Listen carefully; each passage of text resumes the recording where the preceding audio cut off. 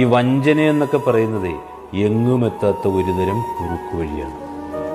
കള്ളം കൊണ്ട് കൊട്ടാരം പണിയുന്നവരുണ്ട്, ചതി കൊണ്ട് സന്തോഷം തീർക്കുന്നവരുണ്ട്. ഒരുപാട് ദൂരത്തിലൊന്നും ഉള്ളവരല്ല, നമ്മുടെ അരികിൽ തന്നെ ഉള്ളവരാണ്. ഒരു ചതിയും അധികകാലം വേരൂന്നിയ ചരിത്രമില്ലെന്നേ. ചതിച്ചവർ ആദ്യം ചിരിക്കും, പിന്നീട് കരയും. ചതിക്കപ്പെട്ടവൻ ആദ്യം കരയും, പിന്നീട് ചിരിക്കും. ചതി ചെയ്തവർക്ക് ദൈവത്തിൻ്റെ മുമ്പിൽ ഒരിക്കൽ കണക്ക് പറയേണ്ടി വരും.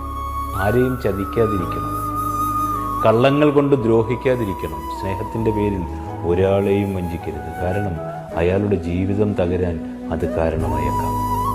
ഈ കിട്ടാത്ത സ്നേഹത്തെക്കാൾ വേദനയാണെന്ന് കിട്ടിയ സ്നേഹം വഞ്ചനയാണെന്ന് നമ്മൾ അറിയുമ്പോൾ സ്നേഹിച്ചില്ലേലും സ്നേഹം കൊണ്ട് ആരെയും വഞ്ചിക്കരുത്.